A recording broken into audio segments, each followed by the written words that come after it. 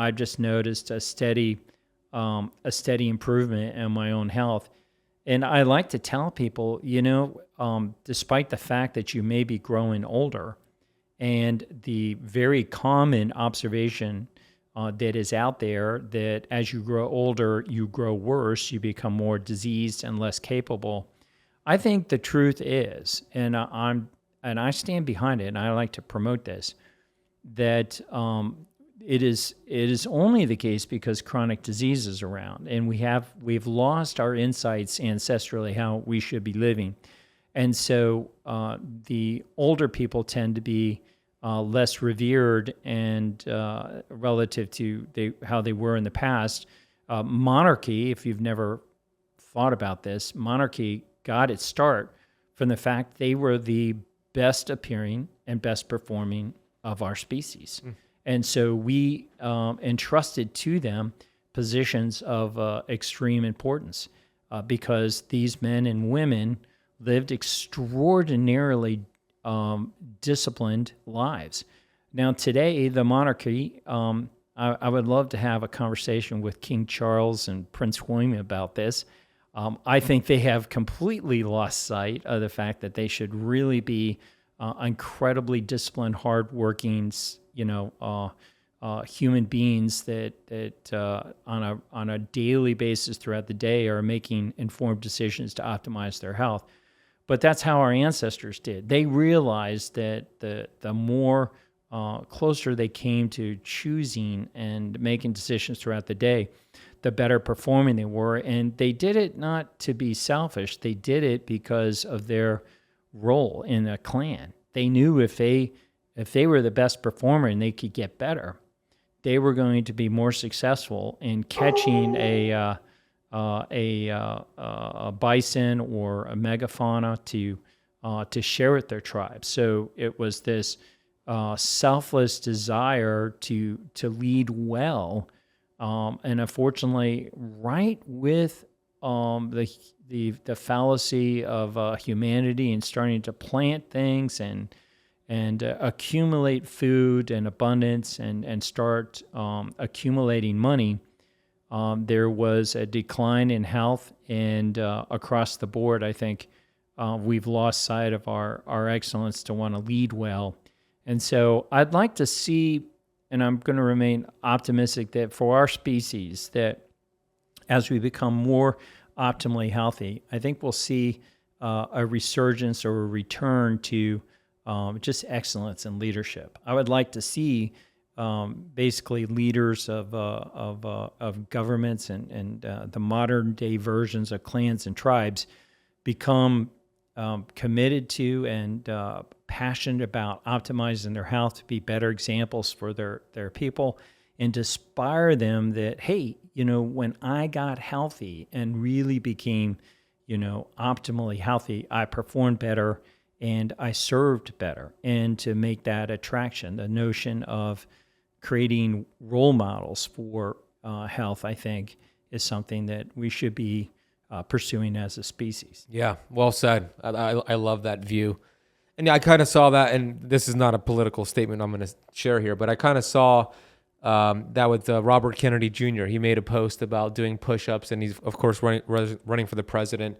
I like to see that, whether you're a Democrat or Republican, whatever it is. I like to see a candidate focus on health and talk about the value of that. To your point, that is very admirable. Are you ready? Are you ready to talk about visceral fat and take a deep dive with me? Okay. Yeah. We have some photos here. So let's see. I'm going to pull it up on my phone, but we're going to show it on YouTube. If you're listening on the podcast, Dr. Sean is going to explain it in a way where you understand it. But I do recommend you go on youtube.com/Keto Kamp and watch it. So where do you want me to start here? Which one should we start with? Probably start with there's a figure where it shows level of a scan. I'll pull it up here so you can put that in. This image shows right there. And you've done over 6,000 scans. Yes. Oh, yeah. For the National Science Foundation, we scanned over 6,000, and I've lost track now since the years of that, but that image is helpful for the audience to know where is visceral fat, and it also shows in color form the difference between visceral fat and subcutaneous fat. So in this particular image that you'll be able to take a look at, you can see that we take a slice typically through what's called an axial image, or through the axis of somebody's abdomen. And it's really a series of slices. So it kind of almost looks like a pizza that when it's processed by imagery through an MRI, which uses magnetic fields and doesn't use radiation. And on an MRI, fat shows up as white. So you're able to see fat within the human body, and organs and tissue and bones show up as dark. So it's helpful to be able to differentiate between the tissues. And visceral and subcutaneous are both white. Yes, so both of them are white. Okay. And so the way to tell the difference is really the location of it. So subcutaneous gives you a big hint. Below cutaneous skin. So right below the skin is this fat depot that is called subcutaneous fat. Oh, there goes the dog. And so subcutaneous fat is really a completely different animal to visceral fat. But as it turns out, and this is the exciting thing, is while I've been aware of subcutaneous fat for a long period of time, I didn't realize there's actually two types of subcutaneous fat. And so on a MRI, looking at the abdominal image, there is two components to subcutaneous fat. One is superficial subcutaneous fat, and the other one is deep subcutaneous fat. And very interesting. I mean, I'm just fascinated that the two are separated by a membrane called scarpa fascia. And you can see this black line that goes through these, through the subcutaneous fat depot collectively. And everything that is superficial, just below the skin to that black line, is the superficial subcutaneous fat. Huh. And then what is in the deeper part of it, of that black line, is deep subcutaneous fat. And why that is important, not only, nature decides to distinguish it with this membrane between the two, that for years I kind of ignored, is the fact that deep subcutaneous fat releases inflammatory molecules very similar to visceral fat. And so it is inflammatory in nature, and it's aligned with chronic disease, a higher amount of cardiovascular disease. So the big players like heart attacks and strokes that are responsible for killing people and causing serious morbidity and impairing quality of life. But its sister compartment, superficial subcutaneous fat, which is very close, but to it, proximally speaking, but separated by this membrane.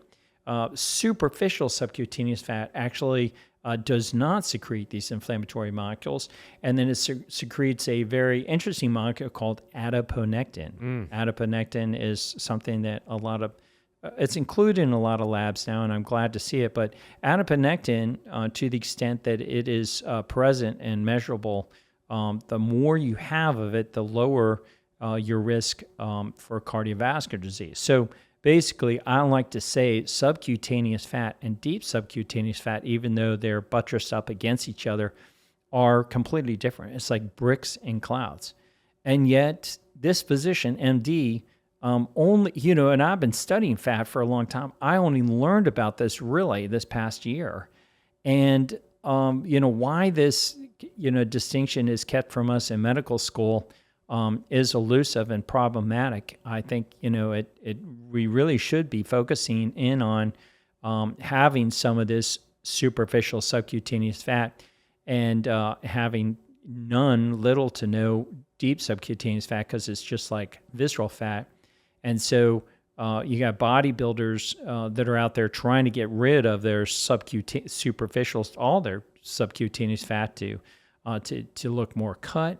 And I'm critical of bodybuilders for that. I think it's a legitimate sport, but I would say for those listening in the audience, you don't want to have body fat down that low, because you're losing out on the advantage of adiponectin and superficial subcutaneous fat, which is also aligned with a lower amount of mortality and better quality of life. So there's this protective benefit to superficial subcutaneous fat. So that would explain, by the way, why bodybuilders live a shorter life than the average person. Yes, I think that is very much the case. And so I'm interested in body dysmorphia, and I am critical of bodybuilding from that standpoint. I think there is a dysmorphic quality to bodybuilding where you have too much muscle, too little fat, and then there's a continuum of that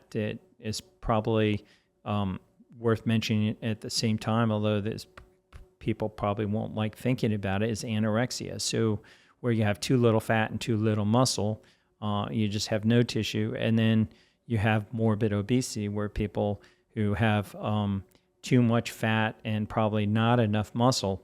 And so what I like to say, to my clients is you probably want to be more like Tarzan and Jane of old. Back in the days, I'm 60 years old. When I was a young kid, Tarzan looked very different back then than he does today. Tarzan today has a six-pack.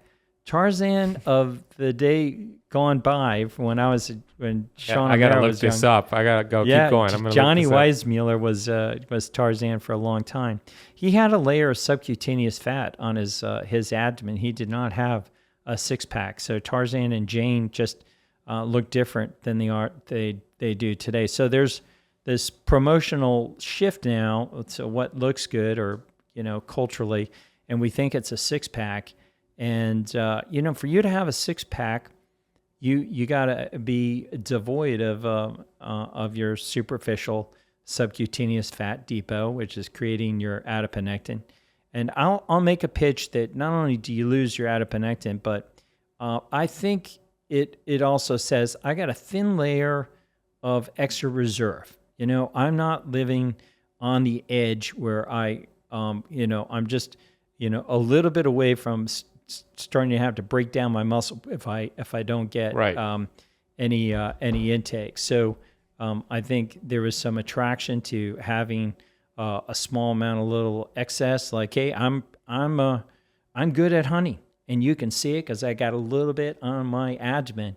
And if you're gonna wear fat on your body and have it, then you probably want just a thin layer of superficial fat, and you definitely don't want to have deep subcutaneous fat, and you definitely don't want to have visceral fat. And interesting, I'll share with you, is the deep subcutaneous fat tends to be concentrated in one area of the body, and that is posteriorly in your back, in a unique area called your love handles.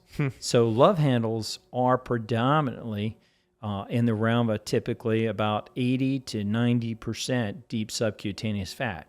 So why do they call them love handles if people hate them? Yeah. Well, it's interesting is men have a higher degree of deep subcutaneous fat in their love handles, and women less so. So what's interesting is I think us males in our species are more troubled over biologically. We react more viscerally to love handles than women do.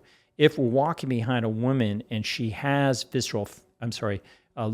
love handles on the beach, we're not as bothered about it as some dude in front of us with love handles. And then we think to ourselves, I don't want to be like that. I don't want love handles.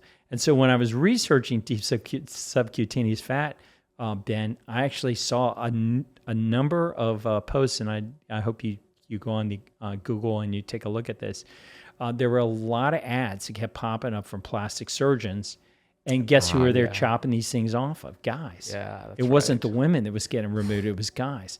And so we males don't want to have these love handles, but they are very much aligned with causing inflammation, and they correspond to the amount of visceral fat you have. So in that image, the visceral fat is in the center part of the abdomen. And the extent to which you have visceral fat, you are going to have deep subcutaneous fat. The two are, inextricably connected.